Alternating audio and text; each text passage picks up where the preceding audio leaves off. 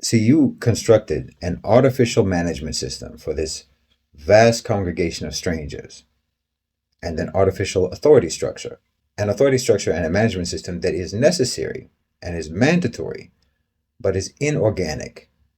It's not a naturally occurring system based on ties of kinship. So you have to imbue it with legitimacy by painting it with a veneer of principle. This makes people feel that their mandatory conformity and adherence to the system is actually voluntary and that it's a product of their own belief system. But you see, when you have placed freedom at the center of the moral rationale for your system, it can become conspicuous very quickly that the system does not actually allow freedom.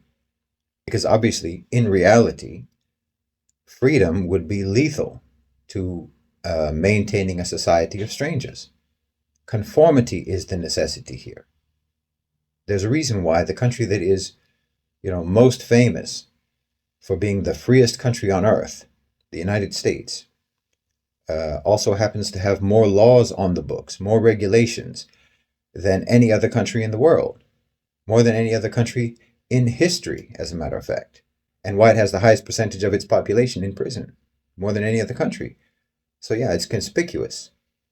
The land that is obsessed with the sanctity of individual liberty binds its citizens with laws and regulations more than any other place on earth, and jails more of its citizens than any other country. But to maintain the illusion, you're given freedom in what does not matter. You're given freedom in what does not touch the system of management and control. Freedom in trivial things. Freedom in whatever will distract you from your actual lack of freedom. Freedom to choose between, 50 kinds of toothpaste. Freedom to watch pornography. Freedom to fornicate. Freedom to commit adultery. Freedom to be homosexual. Freedom to get drunk. Freedom to get high. On and on. Freedom to do all of the things that a more traditional, familial, tribal social structure would not allow, because that sort of a structure has an interest in you being a moral, mature, virtuous person, a serious person, a person who brings honor and nobility to your people. So freedom in the West is a euphemism for irrelevance. So you can be a man in lipstick and high heels because ultimately you don't matter. You can get high. You can be promiscuous. You can play video games for 10 hours a day. You can binge watch entire seasons on Netflix in one sitting because you don't matter as a person. But you better get up when your alarm clock goes off when it's time to go to work. Wear your seatbelt, follow the traffic laws on your way to work. Don't drive in the wrong lane. And comply with all workplace rules once you get there. Don't say the wrong thing, don't make the wrong joke, and don't take too long in the bathroom. Pay your bills on time, pay your taxes on time. Don't violate community guidelines. And pledge allegiance to the flag. You have freedom in trivialities. And even that for only a few hours a day. But it's enough to convince part of your mind that the system is protecting your freedom. The system that you have no choice but to comply with. And again, that's because it's an artificial system. So belief in it has to be manufactured. Now, in Islam, of course, we've also grown well beyond familial and tribal structures, even though those structures are still very present and influential in our societies. But the difference is our belief preceded our system of management and control. Our system developed from our beliefs. It's organic. It's not artificial. It's all synchronized.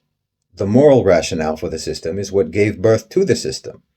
And the moral rationale isn't freedom and liberty, but submission to the Creator. We believe in the laws. We believe in the objectives of the laws, and we understand them. We don't need to be indoctrinated. We don't need to be fooled or distracted or misled into thinking that we are doing anything other than complying, because we want to comply, because we believe in it. We comply even when the law of the land doesn't impose it. We comply with the Islamic system of order even when we're free not to. Our whole religion is self-compliance with the Sharia.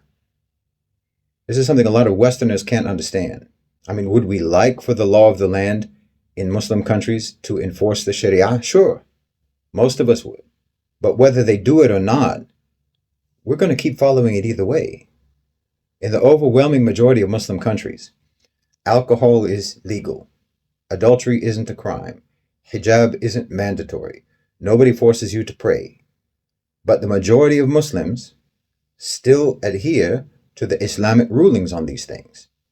I mean, there's something revealing, about those Western films that take place in a post-apocalyptic world, like a zombie apocalypse or nuclear holocaust or something like that. They always depict a lawless, anarchic chaos of violence and banditry, brutality, a total breakdown of civilization.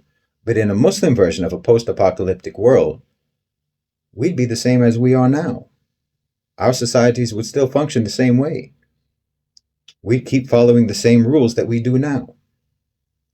No civilizational breakdown.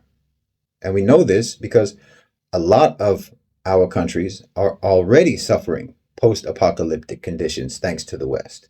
The destruction and the desperation that you yourselves imagine would cause your people to lose their minds.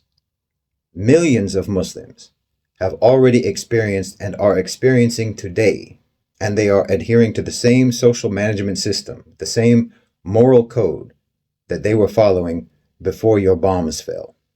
Those types of movies, those scenarios, and things like the Purge movies, it shows how much you actually distrust yourselves with freedom, that you think you can't behave properly if you had freedom. It terrifies you, but we'd be fine. Muslims have an infinitely greater capacity for the responsible exercise of freedom than the West.